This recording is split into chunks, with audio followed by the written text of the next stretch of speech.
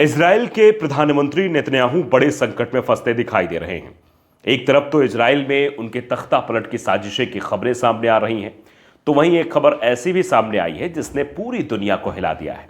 खबर है कि अभी जो जंग चल रही है उसमें अगर किसी एक व्यक्ति को दोषी ठहराया जा सकता है तो वो है इजराइल के प्रधानमंत्री बेंजामिन नेतन्याहू। नेतन्याहू ने पहले तो हमास को इजराइल पर हमले का मौका दिया और फिर इस हमले की आड़ में 1 लाख से भी ज्यादा लोगों की जान ले ली। वैसे सरकारी आंकड़ा तो अभी भी 50,000 के करीब का ही है। दरअसल नेतन्याहू को लेकर उनके पूर्व सहयोगी ने बड़ा खुलासा किया है और इस खुलासे से दुनिया हैरान रह गई है। तो क्या है वो खुलासा, आज अपनी स्पेशल रिपोर्ट में इसी को लेकर हम बातचीत करेंगे। नमस्कार, आपके साथ मैं हूं आदित्य कुमार और आप देख रहे हैं धाकड़ न्यूज। 7 अक्टूबर 2023 की सुबह इजराइल के एक फोन पीएम नेतन्याहू को आया था जिसमें अलर्ट भेजा गया। कहा जाए 7 अक्टूबर 2023 की सुबह इजराइल के प्रधानमंत्री का फोन बजता है। नेतन्याहू को फोन आता है जिसमें एक अलर्ट भेजा गया। कहा गया इजराइल बॉर्डर पर हमास के लोग एकजुट हो गए हैं। उनका प्लान इजराइल के अंदर घुसकर हमला करना है। यह हमला बड़े स्तर का होने वाला है। तुरंत जवाबी कार्रवाई की तैयारी शुरू की जाए। हमास हमला कर रहे हैं और उससे पहले हमें हमला कर देना चाहिए। वैसे भी इजराइल की नीति पहले से ही रहेगी कि सबसे पहले अटैक किया जाए, सामने वाले को इसका मौका ही ना दिया जाए। और जब नेतन्याहू को सूचना दी गई कि हमास इजराइल पर हमला करने वाला है तो नेतन्याहू ने किसी तरह का रिएक्शन नहीं दिया। यानी पीएम को यह सूचना हमले के काफी पहले ही दी जा चुकी थी। अधिकारी का आरोप है कि जिन कॉल्स के जरिए प्रधानमंत्री को यह सूचना दी गई थी उनकी जानकारी प्रधानमंत्री के कॉल डिटेल से हटा दी गई। न्यूयॉर्क टाइम्स की एक रिपोर्ट के मुताबिक पूर्व अधिकारी के इन आरोपों के आधार पर नेतन्याहू के सहयोगियों से लगातार पूछताछ भी की जा रही है। जांचकर्ताओं का यह भी मानना है कि इन आरोपों से बचने और भविष्य के लिए सबूत मिटाने के लिए अधिकारियों ने पीएम के आधिकारिक कॉल विवरण में हेराफेरी की है। इस मामले में सबसे पहले नेतन्याहू के वर्तमान चीफ ऑफ स्टाफ से पूछताछ की जा रही है, क्योंकि उन पर आरोप है कि उन्होंने दबाव में आकर 7 अक्टूबर के दिन के कॉल लॉग्स में बदलाव किया है। नेतन्याहू पहले से ही घरेलू मोर्चे पर काफी समय से संघर्ष कर रहे हैं।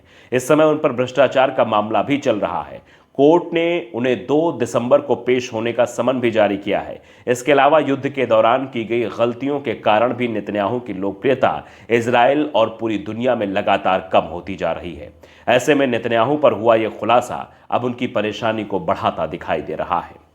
हम आपको बताते हैं कि किस अधिकारी ने नेतन्याहू पर यह बड़े आरोप लगाए हैं जिससे उनकी सत्ता पर संकट दिखाई देने लगा है। बात तख्ता पलट तक की होने लगी है। इजरायली प्रधानमंत्री नेतन्याहू के पूर्व सैन्य सचिव मेजर जनरल एवी गिल ने पीएम पर आरोप लगाया कि 7 अक्टूबर को पीएम और उनके वरिष्ठ सैन्य अधिकारियों के बीच में जो लगातार बातचीत हुई थी उसके रिकॉर्ड को मिटा दिया गया है। इस साल की शुरुआत में प्रधानमंत्री के कार्यालय छोड़ने वाले गिल ने अटॉर्नी जनरल को पत्र लिखकर अपनी बात रखते हुए कहा था कि उनके और पीएम नेतन्याहू के बीच में हुई बातचीत जो डिटेल है वो लगभग बदली हुई नजर आई है। उन्होंने कहा कि पीएम के सहयोगियों ने दबाव में या फिर जानबूझकर इन कॉल लॉग्स में हेराफेरी की है। इन सारी बातों को लेकर पीएम नेतन्याहू पहले भी अपनी बात रख चुके हैं। पीएम ने कहा था कि उन्हें इस घटना के बारे में कोई जानकारी नहीं थी। कॉल लॉग्स में हेराफेरी के अलावा गिल ने नेतन्याहू के सहयोगियों पर आरोप लगाया कि उनके सहयोगियों ने इजरायली सेना के गोपनीय दस्तावेजों को भी विदेशी समाचार पत्रों को लीक कर दिया था। इस मामले में भी नेतन्याहू के सहयोगियों में से एक एली फेल्डस्टीन को 4 अन्य अधिकारियों के साथ गिरफ्तार किया जा चुका है। इस खुलासे के बाद अब यह भी दावा किया जा रहा है कि बेंजामिन नेतन्याहू के तख्ता पलट की कोशिश शुरू हो गई है। दावा तो यहां तक किया जा रहा है कि देश की अदालत नेतन्याहू को प्रधानमंत्री पद के लिए अयोग्य ठहराने वाली है। नेतन्याहू भी अपनी कुर्सी बचाने की कोशिश में जुट गए हैं और पहले से ही अदालत पर दबाव बनाने की कोशिश कर रहे हैं। कहा जा रहा है कि नेतन्याहू को पहले से ही इस बात का एहसास था, इसलिए वो लड़ाई को लंबी खींचते जा रहे हैं। वैसे नेतन्याहू को अयोग्य घोषित कराने की कोशिश में युद्ध का कोई हाथ नहीं है, लेकिन नेतन्याहू के खिलाफ जिस तरह से खुलासे हो रहे हैं उसके बाद उनकी लोकप्रियता पूरे देश में बेहद कम हो गई है और अदालत भी अब नेतन्याहू के खिलाफ सख्त कदम उठाने के संकेत दे रही है। नेतन्याहू को अयोग्य घोषित करने की तैयारी भ्रष्टाचार के मामले को लेकर हो रही है। दरअसल इजरायली प्रधानमंत्री बेंजामिन नेतन्याहू को करप्शन मामले में 2 दिसंबर को गवाही दर्ज करानी है। इसे लेकर दावा किया जा रहा है कि सरकार वॉच डॉग नेतन्याहू को अदालत में गवाही देते समय नेतृत्व करने में अयोग्य घोषित करने की भी मांग कर सकते हैं। और इस कोशिश के बीच अब नेतन्याहू ने भी अपनी सरकार बचाने की कोशिश तेज कर दी है। इजरायली गठबंधन सरकार के नेताओं के बयान सामने आने लगे हैं, जिसमें कहा गया है कि हम प्रधानमंत्री को सेवा के लिए अयोग्य घोषित करने के किसी भी प्रयास को पूरी तरह से खारिज करते हैं, चाहे वो सीमित अवधि के लिए ही क्यों ना हो।